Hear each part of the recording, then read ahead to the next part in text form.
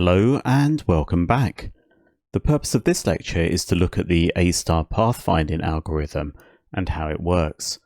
So let's just kick off with a Wikipedia definition. The Wikipedia definition is pathfinding or pathing is the plotting by a computer application of the shortest route between 2 points. It is a more practical variant on solving mazes. This field of research is based heavily on Dijkstra's algorithm for finding the shortest path on a weighted graph.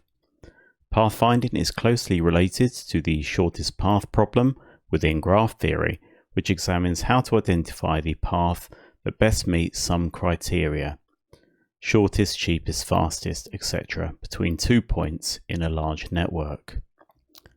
So that's the Wikipedia definition. So it's probably worth just looking at a very high level how the AStar algorithm works.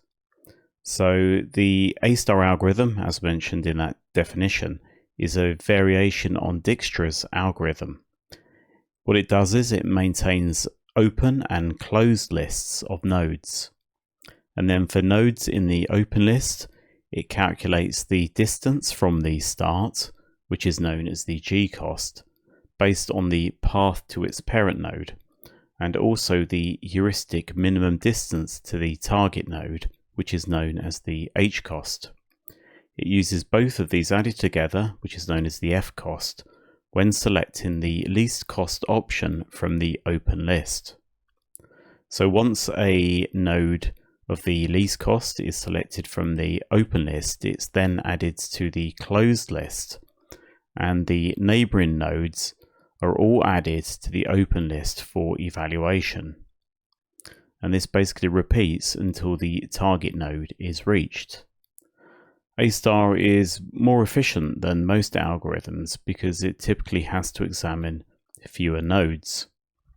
So before we look at the AStar algorithm in practice and look at some practical applications of it, what I'm going to do is just look at the distance between two either horizontal or diagonally placed squares.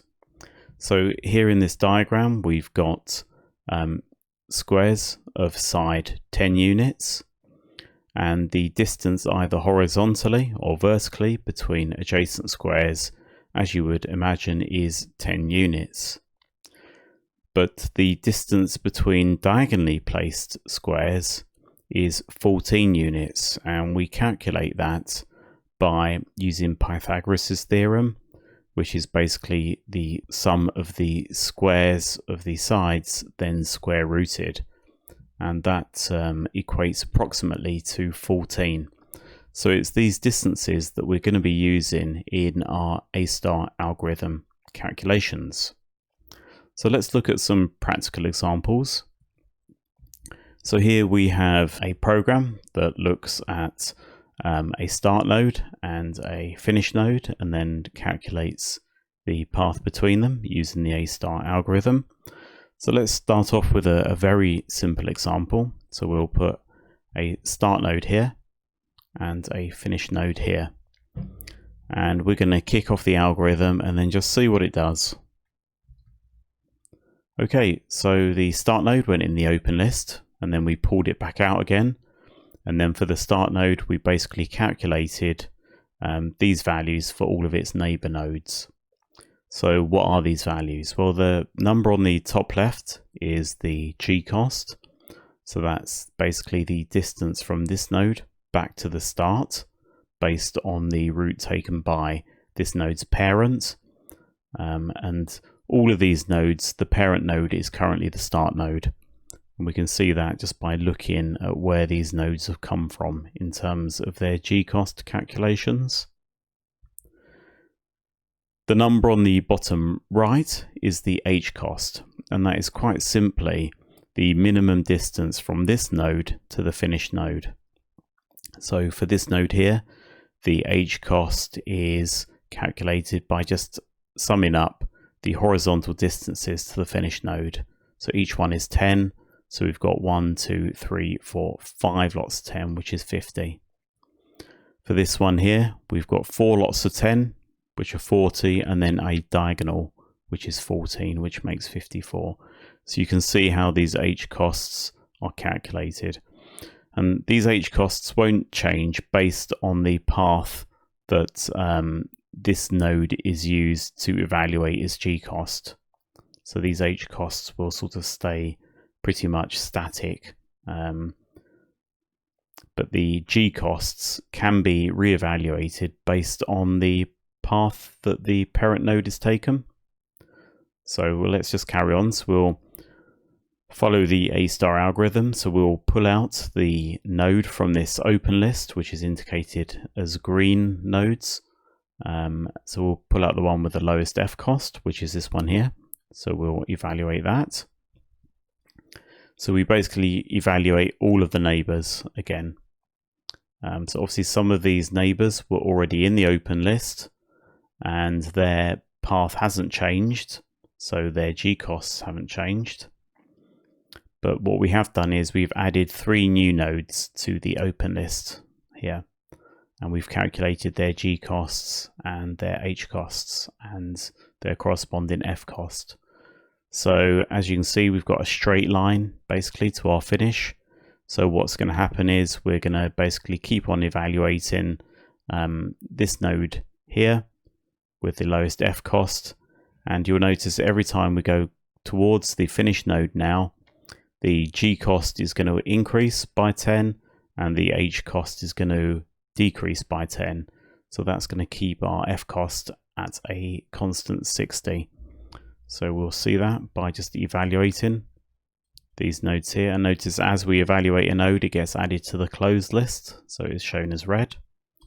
But we reach the finish line straight away, the finish node straight away in a straight line. And if we just look at the path that's been taken, you can see from the finish it goes straight back to the start. And you can see the evaluation path for each of these nodes here. So that's a very simple example. We didn't really need pathfinding here because the path was pretty much obvious, but that just shows you how we calculate the G costs, the H costs, and the F cost, and also how we basically add neighbor nodes to the open list, but also nodes that we've evaluated to the closed list. So let's do another example now, but we'll add an obstacle in. So I'll just reset. I'll add my start node here. I'll add some obstacles here, and I'll add my finish node here. Okay, so let's kick off the algorithm. So we're basically going to add the start node to the open list, and then we'll pull it back out again because it's the only thing in the open list, and then we'll evaluate all of its neighbor nodes. So here we are, we've done that. So we've calculated the G costs, which go straight back to the start node. We've calculated the H costs, which are the minimum distances to the finish node, ignoring basically the obstacle. And what we'll do is we'll pick the nodes here with the lowest F costs. So we've got 268s.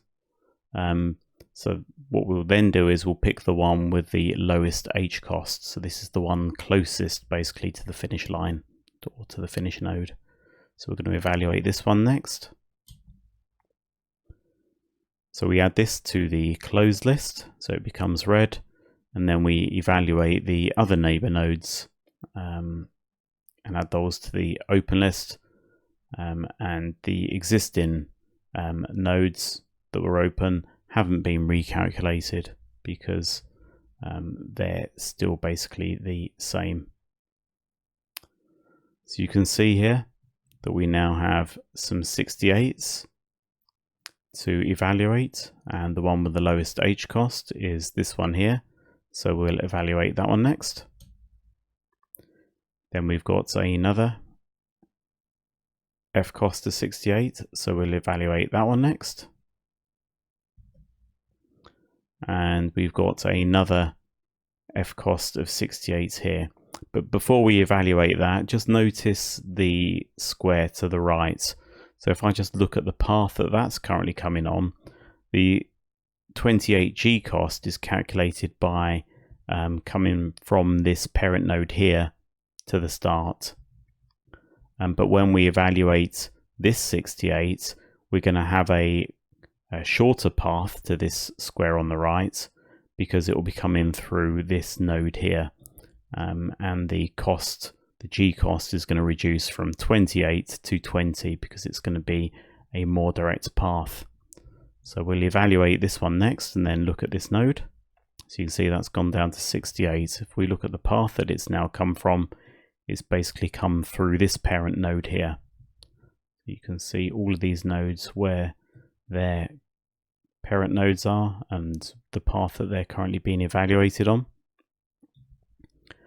So here we've got a 68, which is the lowest F cost. So we'll now calculate that one. And then we'll just go through our open list again to see which now has the lowest F cost. So we've got 274s, but this one has the lowest H cost. So we'll evaluate this one next. And then we'll evaluate this 74 here.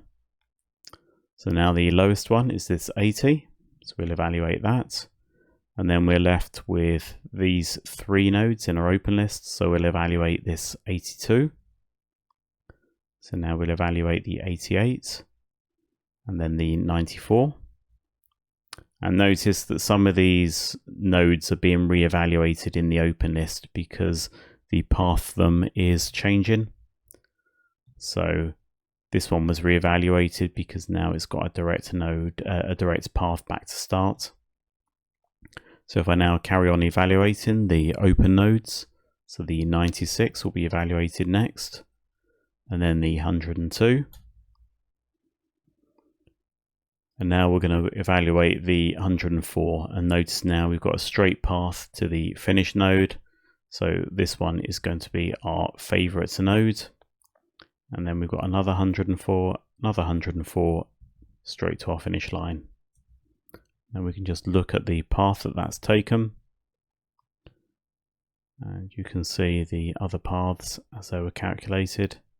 So just remember, every node basically has a parent node, and that's how its G cost is calculated. So we're always going to get the lowest F cost based on the path that is basically being calculated here. Okay, so that's an example of the algorithm at work. And just for fun, what I'll do is I'll reset this and I'll set up quite a complex one to look at. So let's set the start node here. We'll set the finish node right in the top corner here. And we'll set some rather complicated obstacles.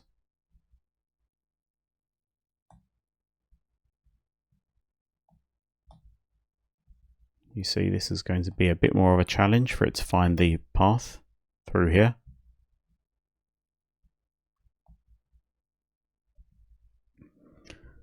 So I'm going to start the pathfinding, and I can just basically step through as it carries on calculating. And you can see it keeps on trying to head to the finish node, but then it gets blocked by an obstacle. So it has to do a lot of evaluation of nodes as it goes through. And we can look at any time at the actual path that these nodes have been evaluated from. And this will basically, I've got a bit of a fast forward key here that I can use.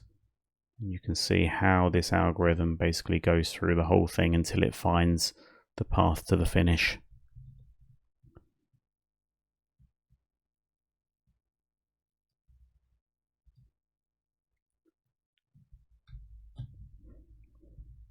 So the path that is taken here is the path with a cost of 578. So that's calculated because the G cost has to follow this path all the way back. And then from here, the H cost is 10. So the G cost for the finish is going to be 578 as well.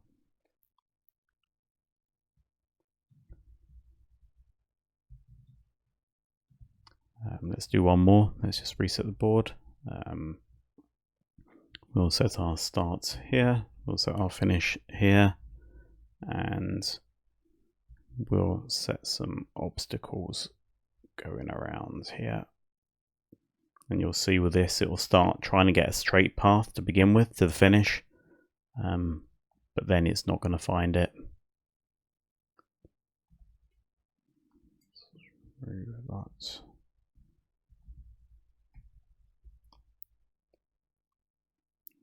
And we'll put another obstacle in here.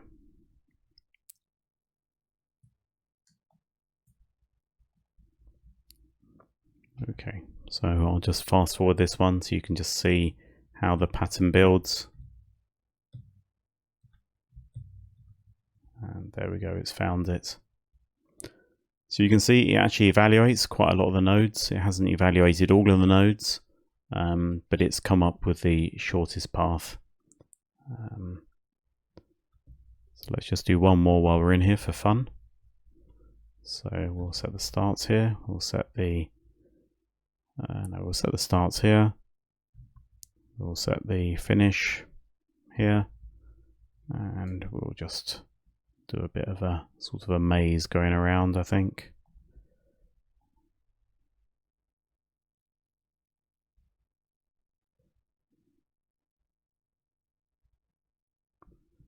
And let's see how it deals with this one. So let's start the pathfinding.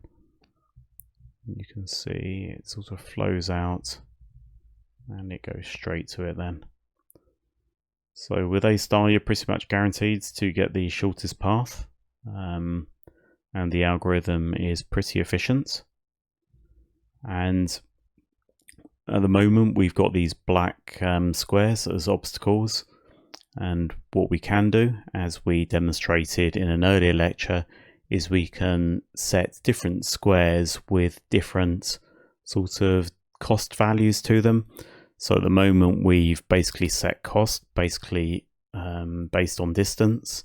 So either 10 for a horizontal or vertical square, or 14 for a diagonal square.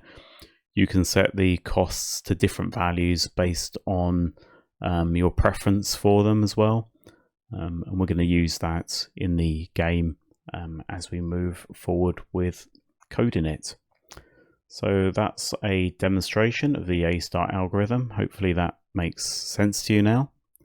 And what we'll do now is just have a look at that algorithm again in pseudocode just before we start actually coding it for real in Unity. So let's look at the pseudocode. So this is the pseudocode logic for the AStar algorithm. So we've got an open list, which is the list of nodes or squares to be evaluated. We've got the closed list, which is the list of nodes or squares that are already evaluated. We have the start node and we have the target finish node. So as we go into the algorithm, we first of all add the start node to the open list. And then while there are nodes in the open list, we process them. And we process them by first of all retrieving the node with the lowest F cost. And if there are ties on nodes with the lowest F cost, we use the lowest H cost value as the tiebreaker. So the H cost, remember, is the heuristic cost, so that's the minimum distance to the target node from the current node. So if the current node equals the target node, then a path has been found, so we can just finish straight away. If it isn't the target node, then we move the current node from the open list to the closed list. So in our example, that turned it red basically. Then what we've got to do is we loop through each of the neighbor nodes. So each of the 8 neighbor nodes that surrounds the current node. If the neighbor node is an obstacle, so that was one of the black squares on our example, or is in the closed list, then we can just skip it immediately. If it isn't, then we calculate the values for the neighbor node. So we calculate the G cost from the start based on the path to the current node. So gcost is dependent on basically the path to the parent node. So for these neighbors, the parent node is the current node. So the gcost is basically the value from the start using the path to the current node plus the additional distance to the neighbor node. The hcost to the target based on the minimum distance. So that's going to be static for any given node because that's always going to be the same. And then we calculate the fcost, which is the gcost plus the hcost. So if the neighbor node is not in the open list, or it is in the open list, but the recalculated fcost is lower, then we save the gcost, the hcost, and the fcost for the neighbor node. We set the parent of the neighbor node to the current node. And if the neighbor node isn't in the open list, then we add it. So we've got a loop going here through all of the 8 neighbor nodes. So we do the same for each of the neighbor nodes. So at the end of this step, we're going to have more nodes in our open list to evaluate. And when we've processed all of the neighbor nodes, we go back here to this while statement and we process more nodes while there are nodes in our open list. And then we retrieve the current node again with the lowest fcost. So we basically go through this whole process while there are nodes in the open list, repeatedly processing the current node with the lowest fcost until we get to the point where the current node equals the target.